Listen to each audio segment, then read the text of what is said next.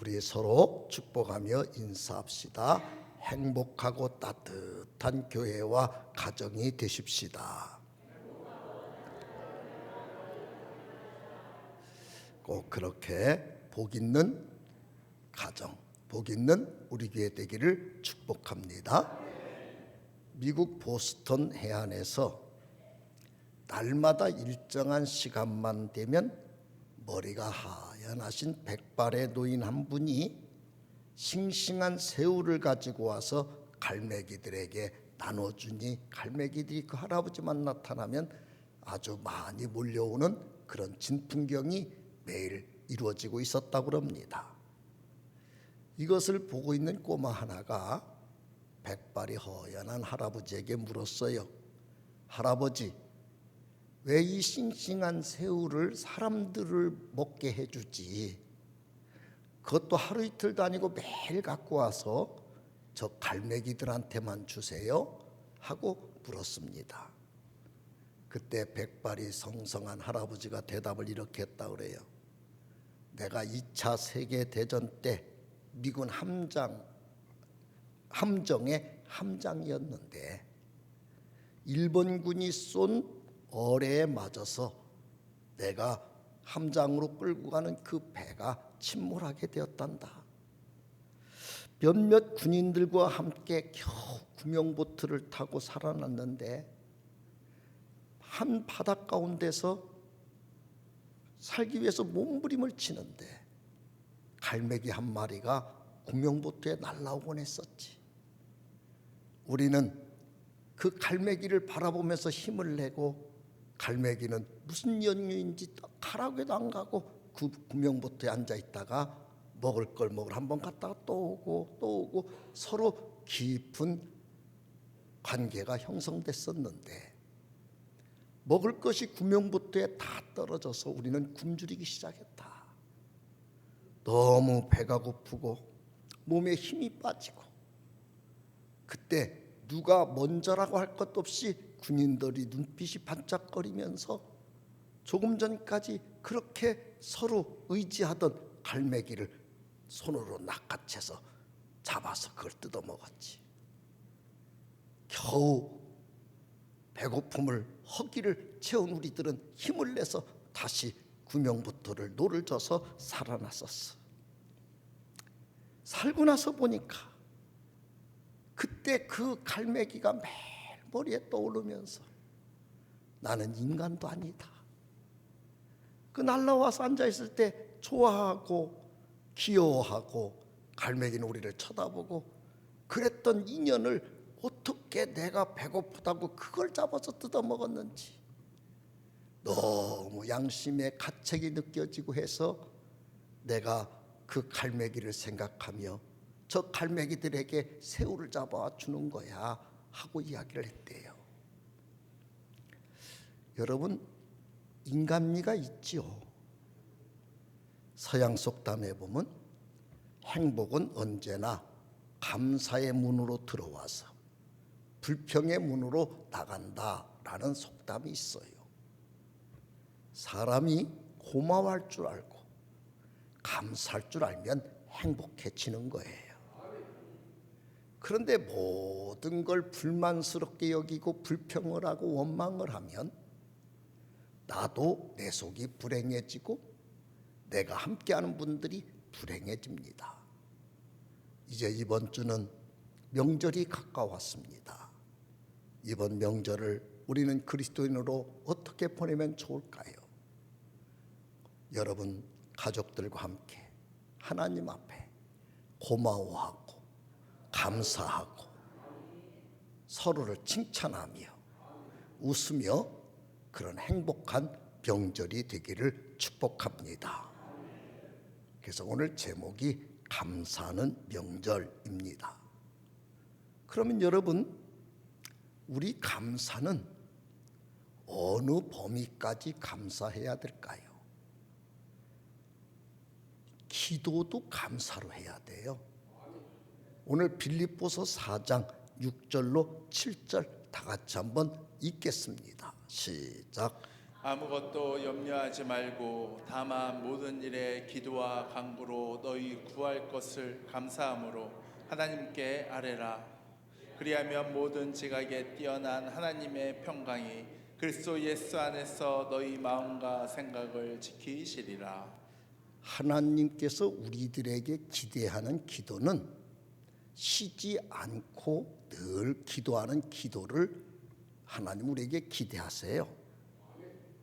그런데 오늘 본문은 늘 기도해야 되는 우리한테 염려할 일이 생긴 거예요. 염려할 일이. 여러분 인생 살면서 염려할 일이 생겼을 때 얼마나 힘듭니까? 염려할 이유가 건강 때문이든 물질 때문이든 자녀 때문이든 어떤 사건 속에 내가 빠져있든 염려할 일은 나를 참 힘들게 만드는 거예요. 여러분 갑자기 염려할 일이 생겼어요. 우리 하나님이 우리에게 그때 어떻게 해야 되는지를 대응 능력을 키우라고 말하는 건데 염려를 염려하는 것으로 풀면 안 된다. 한번 따라합시다. 염려를 염려하는 일로 풀면 안 된다. 그 말을 뭐라고 표현했어요? 아무것도 염려하지 말고. 그러므로 여러분 오늘 하나님 앞에 이렇게 예배하러 오셨는데도 내 마음속에 생각 속에 염려하는 일이 많이 있고 어젯밤을 염려하는 것으로 힘들어했다면 신자로서 부족한 거예요. 염려하면 안 돼요. 그럼 어떻게 해야 되느냐? 다만 염려할 일이 있지만 모든 일에 기도와 간구를 하는데 어떻게 기도를 하고 간구하느냐? 감사함으로 해라. 여기서 기도는 프로슈케라고 하는 원어인데 예배 때 드리는 기도예요. 그러니까 여러분 예배 드릴 때 우리가 대표 기도를 하고 기도를 할 때도 뭐가 부족하고 뭐 때문에 힘들고 뭐 때문에 걱정되고 뭐 때문에 속상하고 이렇게 기도하면 하나님이 그 예배를 받으시는데 지장이 생겨요. 이렇게 해줘서 감사하고 이래서 고맙고 이렇게 해줄 것을 믿고 감사하고. 그러니까 오늘부터 대표 기도하는 분들은 다시 한번 가슴에 새기셔야 돼요. 뭐가 우리 교회는 어떻고 뭐가 누구 어떻고 내 인생에 뭐가 부족해서 힘들고 이런 것 때문에 우리는 뭐 속상하고 뭐 이렇게 기도하시는 분은 점수를 준다고 만약에 가정하면 하나님 말씀을 정답으로 해서 점수 주면 100점이다 50점이다 빵점이다. 그 빵점이 빵점. 감사로 그 기도도 해야 돼. 간구라고 하는 것은 데시스라고 하는 원어인데 하나님께 필요를 구하는 간청 그런 뜻이에요. 그러니까 개인적으로 막 하나님 앞에 아뢰는 기도를 간구라고 했어요. 그러면 간구할 때는 어떻게 해야 되냐? 그것도 감사하는 기도를 해야 돼. 염려할 일이 생겼어요. 한번 여러분 간구를 한다고 하면 어떻게 해야 돼? 이런 문제가 왜 생기고 나는 이것 때문에 속상해 죽겠고 나는 확 죽어버리고 싶고 하나님이 계시다면 이럴 수 있습니까? 그럼 점수 좀 한번 줘봐요. 100점이다 50점은 된다 빵점이다. 그 사람 빵점이에요. 감사함으로 기도해야 돼. 예배 때 드리는 기도든 개인적으로 하는 기도든 그럼 명절에 여러분 가족들이 모여서 기도할 때도 어떻게 해야 돼? 감사 기도를 해야 돼. 예를 들어 보겠어요. 누가복음 1장 13절은 사가랴라는 사람의 기도거든요. 그럼 사가랴가 누구냐? 1장 6절 7절 한번 읽어보겠습니다. 시작. 이 두 사람이 하나님 앞에 의인이니 주의 모든 계명과 규례대로 흠이 없이 행하더라. 엘리사벳이 잉태를 못함으로 그들에게 자식이 없고 두 사람의 나이가 많더라. 여기 부부예요. 엘리사벳 부인입니다. 남편은 사가렛 남편이에요. 그런데 이 부부가 의인이래요. 주의 모든 계명과 규례대로 흠이 없게 행했대. 이게 정말 우리들이 쓰는 표현으로 믿음이 좋은 부부예요. 그런데 이 가정에 문제가 있어요. 아기를 낳고 싶은데 아이를 못 낳아요. 더 치명적인 건 두 사람의 나이가 많더라. 자녀 낳을 기회가 다 없어졌어요. 정말 아기를 갖고 싶은데. 자, 여러분, 이런 상황이 우리 상황일 때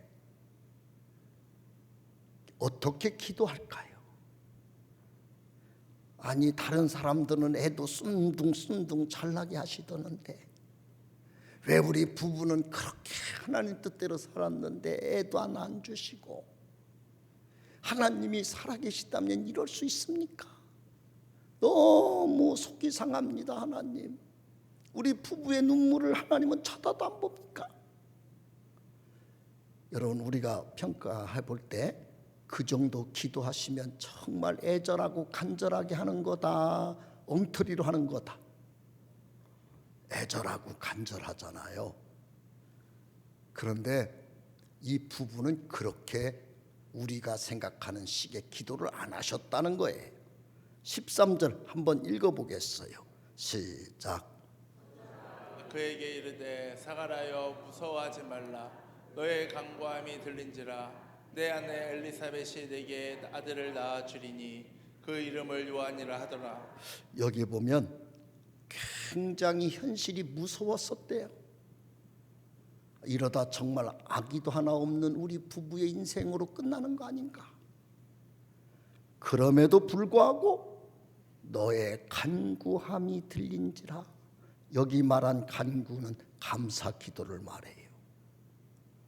이 부부는 그 두려움, 자녀 없는 현실을 매일 손을 잡고 인간적인 여러 생각을 감사 기도하는 것으로 하나님께 매일 아뢰었대. 이렇게 아멘 안 할 줄은 몰랐어요. 그랬더니 하나님 뭐라 그래요? 내가 잘 들었다.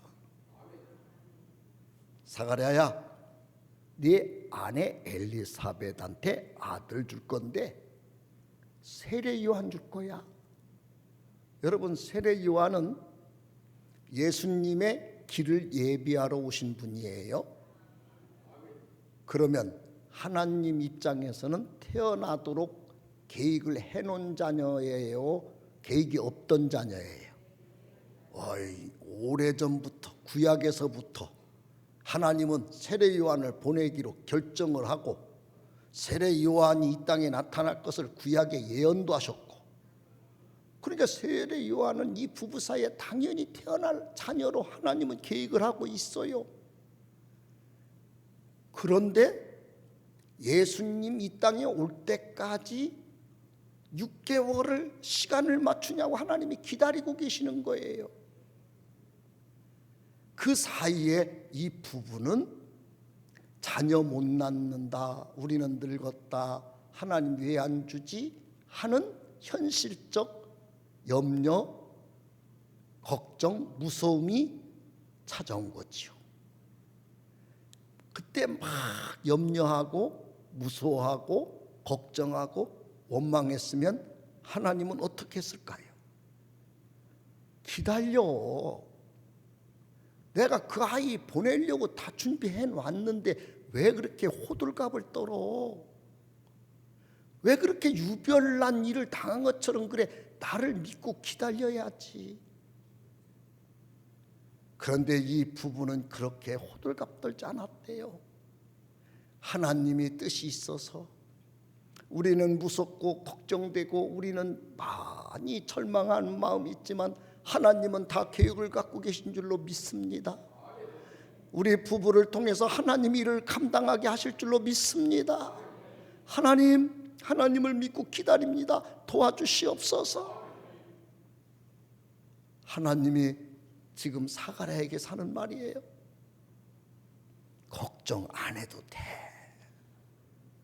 너 그 가운데서 감사하는데 내가 들을 때마다 얼마나 좋았나 몰라.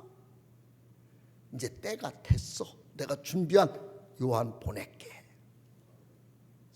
여자가 낳은 자 중에 제일 훌륭한 아들을 그 집에다 선물로 준 거예요. 감사 기도를 안 했으면 실망한 만큼, 절망한 만큼, 낙심한 만큼 이 부부는 얼마나 불행했을까요? 그러나 현실이 변한 건 아니지만 감사하는 기간 동안 이 부부는 소망 중에 거하고 위로 중에 거하고 꿈을 꾸며 행복을 꿈꾸며 보내고 그 환경을 이기는 능력이 나온 거예요. 여러분은 가정 문제나 여러 가지 문제를 보실 때 걱정될 일, 무서운 일, 왜 이러시는지 원망스러운 일이 있을 수 있겠지요. 분명한 건 하나님은 다 알고 계십니다.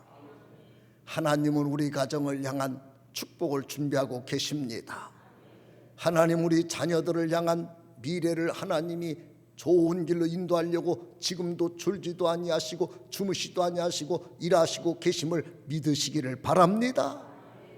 그걸 믿는다면 감사 기도를 할 수 있어요. 그런데 그 하나님을 못 믿고 현실만 바라보고 그 현실이라고 하는 문제 앞에 느끼는 내 감정만 이입을 해서 쏟아내면 우리는 불만과 원망과 절망의 말밖에 할 것이 없는 것이지요. 또 한 가지 예를 들면 사도행전 1장 14절입니다. 한번 다 같이 읽어보겠습니다. 시작. 여자들과 예수의 어머니 마리아와 예수의 아우들과 더불어 마음을 같이하여 오로지 기도에 힘쓰더라. 자, 여기 오로지 기도에 바로 그 기도가 감사 기도예요. 원어에 가면 그 기도가 감사 기도예요.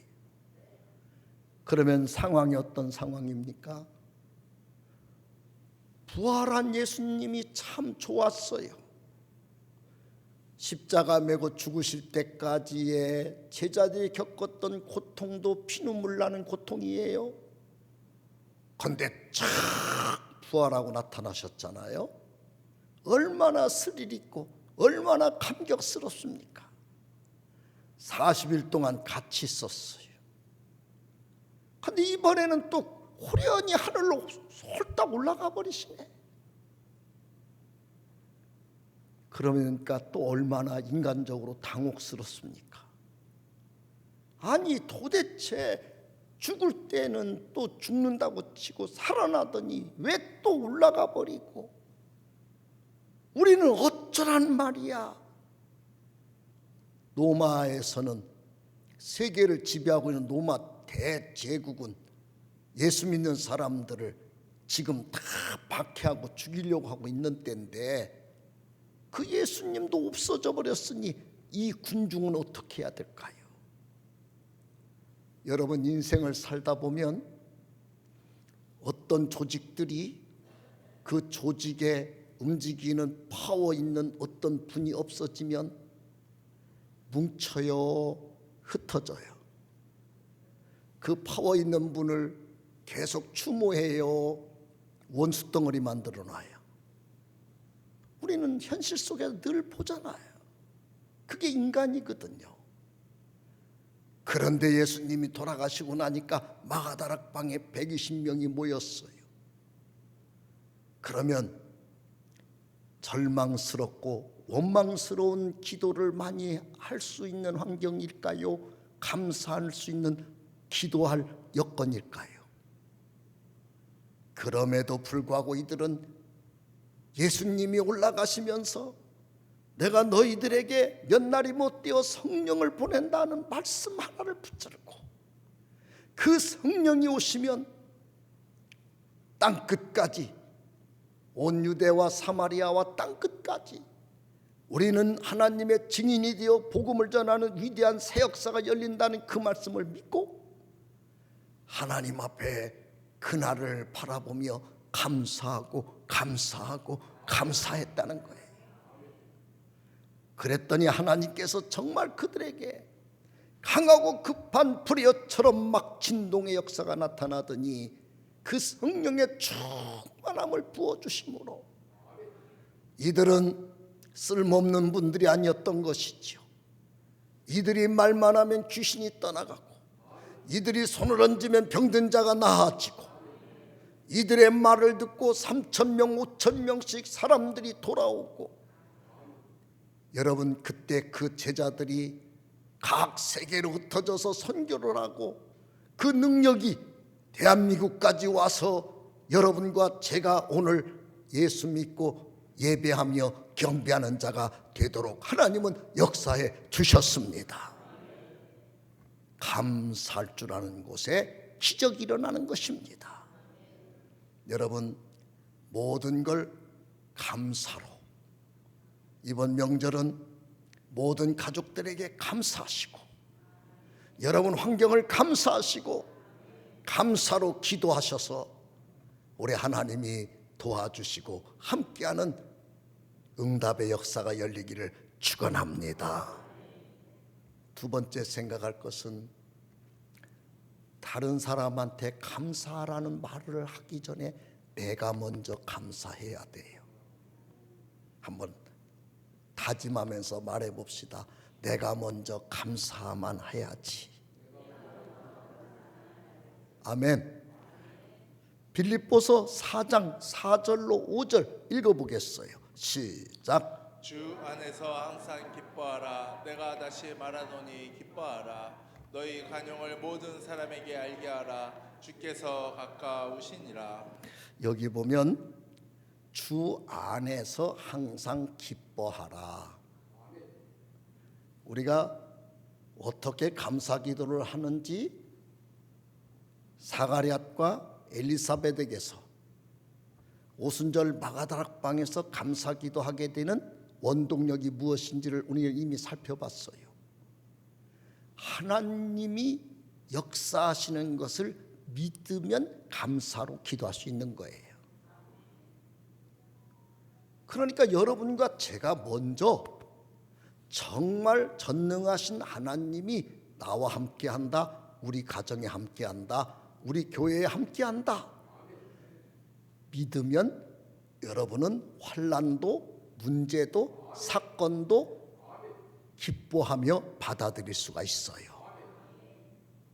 살아계신 우리 아버지가 나와 늘 함께한다고 믿으면 아멘 하십시다. 우리 집은 하나님이 함께하는 가정이라고 믿어지시면 아멘 하십시다. 우리 교회는 하나님이 함께하는 교회라고 믿어지시면 아멘 하십시다. 그걸 믿고 네가 먼저 기뻐할 수 있어야 된다. 그러면 기뻐하고 나면 어떻게 해야 될까요?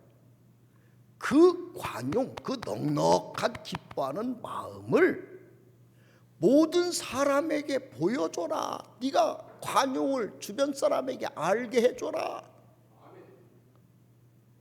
다른 사람은 똑같은 환경에서 원망해요, 염려해요, 무서워해요, 두려워해요, 불평합니다. 나는 그렇게 되지만 이렇게 바뀔 걸 믿고 감사하고 즐거워하는 걸 그들에게 보여줘야 되는 거예요. 내가 먼저 감사하는 능력을 갖고 있어야 됩니다. 그러면 이렇게 사는 방법 예를 하나 들어보죠. 매튜 헨리라고 하는 성경 주석가가 있으세요. 이분이 어느 날 출타하고 저녁 때 집이 골목 안에 있는데 집 앞에 골목을 지나가다가 강도를 만났어요.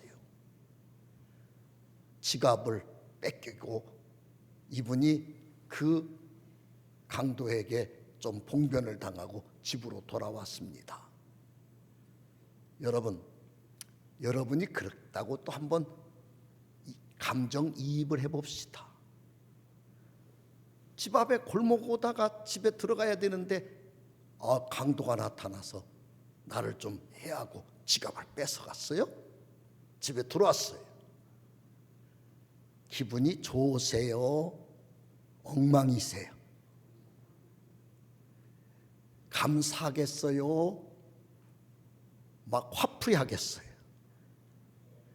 욕할 것 같아요? 그 사람 축복할 것 같아요? 분위기가 여러분은 감사 못할 것 같으네요. 이분이 집에 들어와서 4가지를 감사했대요. 오늘 내가 도둑을 만나서 지갑을 빼앗긴 걸 보니 나는 언제든지 도둑을 만나서 빼앗길 사람인데 오늘까지 한 번도 이런 일이 안 생긴 게 너무 감사합니다.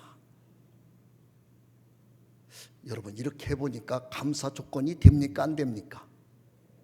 되잖아요.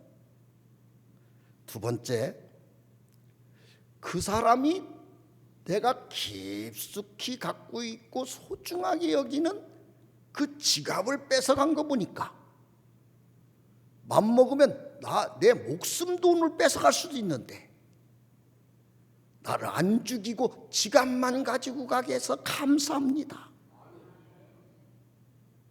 감사가 될까요? 안 될까요? 세 번째가 내게 있는, 우리 집에 있는 것도 많고 가족도 있고 식구들도 있는데 저 큰 나쁜 사람이 우리 집에까지 와서 해를 가하지 않고 지갑만 가져간 게 너무 감사합니다. 마지막이 인간은 다 똑같은 건데 저 사람은 도둑질을 해야 되는 사람이 돼서 도둑질하는데 나도 도둑질할 수밖에 없는 사람 될 수도 있었는데 나는 도둑질하지 아니하고 도둑 당하며 살게 해주셔서 감사합니다. 4가지를 감사했다는 거예요. 여러분과 제가 여기서 중요한 걸 깨닫게 돼요. 내 주변에 일어나는 모든 일들을 오해하고 섭섭한 것으로 생각하고 불만으로 생각하면 모든 것이 원망과 불평으로 풀릴 수밖에 없어요. 그러나 우리가 사람으로 말하면 주변 사람 오해하지도 말고 섭섭해하지도 말고 여러분 나쁜 것으로 바라봐서 미워하지도 말고 감사하는 것으로 풀면 감사할 일이 많아집니다. 그럼 여러분 이렇게 생각할 수 있어요. 그러면 어떤 일을 당해서 지금 속이 상하고 화가 나고 당장 내가 폭발할 것 같고 스트레스를 받아서 히스테리 발작 일어나서 죽을 것 같은데 그럼 이 감정은 어떡하냐? 우리는 이렇게 또 이야기할 수 있어요. 상담학에서는 감정을 숨기지 마라 그래요. 표현하라는 거예요. 표현해라. 상담학에서는 감정을 막 표현하라고 그래요. 그게 치료법이라고 그럽니다. 예, 표현하는 건 좋은데 어디다 표현하느냐가 중요해요. 마태복음 11장 28절 읽겠습니다. 시작. 수고하고 무거운 짐진 자들아 다 내게로 오라. 내가 너희를 쉬게 하리라. 여러분이 풀어야 되는 대상이 지금 여러분을 기다리고 두 팔을 벌리고 다 나한테 와서 얘기해. 내가 다 풀어줄게. 풀어주려고 하시는 분에게 가서 풀어야 돼요. 여기서 말한 수고하고 라고 하는 말은 코피아오라고 하는 말인데 피로를 느끼다, 지쳤다 그 말이에요. 무거운 짐진이라고 하는 말은 포올타조라고 하는 말인데 내가 짊어지고 있는 짐이 너무 과중해서 내가 죽을 것 같다 그런 뜻이에요. 지금 내가 짊어진 짐이 너무 무거워 죽을 것 같고 하루하루 살아가는 나는 지쳐서 쓰러져 더 이상 힘을 낼 용기도 힘도 없어졌다. 이런 상황이 내가 됐을 때 여러분 죽을 것 같아. 나 더 이상은 못 버텨. 나 너무 힘들어. 이것을 누구에게 말해야 될까요? 우리 아내들 한번 결정을 해보세요. 남편이 나 죽을 것 같아. 난 이 가족 먹여 살리는 거 이제는 할 수 없어. 나 혼자 집 떠나든지 해야지. 나는 더 이상은 안 돼. 그 얘기를 100번, 1000번 해. 그러면 우리 남편 얼마나 지쳐서 저럴까? 내가 힘을 줘야지, 용기를 줘야지. 그 말을 따뜻하게 받아들이겠다. 재수 없어서 내가 먼저 집 나간다. 여러분, 부부는 한 몸이라 그러잖아요. 남편에게 그 말해도 안 돼요. 아내에게 그 말해도 안 돼요. 더더군다나 자녀들 모아놓고 야, 나는 이제 지쳤어. 니네들이 나 책임져. 작년에 그랬어요. 명절에. 이번 명절에 온다. 절대 안 온다. 절대 안 와요. 사람한테는 그런 말 해서 드릴 일이 아니에요. 사람은 내가 지고 있는 수고하고 무거운 짐을 넋두리하고 하소연함을 받아줄 마음도 없지만 능력도 없어요. 여유도 없습니다. 누구에게 말해야 될까요? 29절로 30절 읽어봅시다. 시작. 는 마음이 온유하고 겸손하니 나의 멍에를 메고 내게 배우라. 그리하면 너희 마음이 쉼을 얻으리니 이는 내 멍에는 쉽고 내 짐은 가벼움이라 하시니라. 우리 주님은 마음이 온유해요. 온유한다는 말은 마음이 우리들이 쓰는 말로 태평양 바다보다 넓어요. 우리 마음은 주님 마음이 태평양 바다보다 넓다 그러면 우리 마음은 아주 콩알만해. 콩알만해. 남이 내가 듣기 싫은 말 하면 못 견뎌. 받아줄 용의가 전혀 없어. 근데 또 얘기한다? 그 사람을 원수로 여겨요. 우리 마음은 그래요. 근데 우리 주님은 다 받아들여. 우리는 그것을 우리들의 용어로 스펀지라고 그래. 스펀지. 다 받아들여. 우리 주님은 여러분이 무슨 하소연을 하든 무슨 부탁을 하든 와서 주님에게 무슨 행동을 하든 다 받아들여 주셔요. 주님은 겸손도 하세요. 겸손. 우리는 교만해요. 누가 좀 약자로 보이면 우리는 갑자기 내가 강자로 그럴 때 그까짓 거 하나도 못해가지고 그러냐고. 또 우리들의 특기가 있죠. 꼰대 기질들이 있어요. 우리가 내가 네 나이 때는 이것도 우리는 그런 얘기하는 걸 아주 좋아해요. 내가 살아온 인생은 어떤 줄 알아? 우리는 우리의 영담을 말하는 걸 얼마나 좋아하는지 몰라요.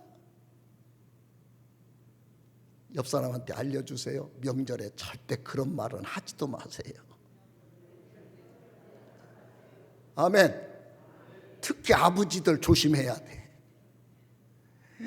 내가 뭐 어릴 때 이랬고 아팠는데 힘들었는데 내가 오늘날까지 어떻게 살아왔고 니네들은 행복한 줄 알으라고 내가 일고는 터에서 사는 거라고. 그날로 여러분은 아웃. 끝나는 거예요. 끝나는 거예요. 여러분 부모든 자녀든 아내든 남편이든 상대의 그런 힘든 넋두리들을 잘난 척하는 넋두리를 받아줄 용의가 여유가 전혀 없어요. 우리 주님만 온유하고 겸손하셔요. 그러므로 여러분은 정말 풀 수 없는 문제, 어떻게 해결이 안 돼서 답답한 문제, 어떤 식이든 해결이 돼야 될 텐데 길이 안 보여서 힘든 일들, 주님께 내려놓으십시오. 주님께 기도로 풀어가시기를 바랍니다. 그러면 주님이 어떻게 해요? 쉽고라고 하는 말은 크레스토스라는 말인데 좋은 것이란 뜻이에요. 아, 그것이 너무 너한테 나쁜 거였구나. 너 너무 그 나쁜 것 때문에 지금 고통스러워하는구나. 그럼 좋은 거 이걸로 바꿔주면 되는 거야? 알았어. 쉬운 걸로 줄게. 여러분은 안 줄 것 같아서 아멘 안 하시는 거죠? 내가 쉬운 것으로 바꿔주리라. 우리 주님이 그렇게 해주신대. 내 짐이 가벼움이라. 가볍게 해준대. 가벼움이란 말은 엘라프로스라고 하는 말인데 쉬운 것이란 말이에요. 쉬운 것. 그게 너한테 그렇게 복잡한 거였어? 그게 그렇게 풀어내기 어려운 문제였었어? 알았어. 그럼 쉬운 걸로 바꿔줄게. 할렐루야. 여러분 그 아버지가 나의 아버지로 믿으시면 아멘 합시다. 그래서 여러분 명절일수록 더 외로울 수도 있어요. 명절일수록 더 힘들 수도 있어요. 명절일수록 더 속이 상할 수 있어요. 명절이기 때문에 더 슬플 수도 있어요. 그것을 현실적으로 풀지 마시고 하나님 앞에 나오셔서 기도로 하나님께 아뢰시고 믿음으로 다시 일어서서 승리하기를 바랍니다. 이번 명절은 감사하며 행복한 명절이 되십시다. 정리해 드리겠어요. 모든 걸 감사로 풀어라. 감사로 풀기에 내가 너무 힘들다. 우리 하나님 앞에 와서 맡기고 부탁하고 기도해서 하나님이 풀어주시는 능력을 받으셔야 돼요. 그리고 우리는 승리합시다. 그렇게 행복한 명절이 되며 여러분 인생이 되기를 주의 이름으로 축원합니다.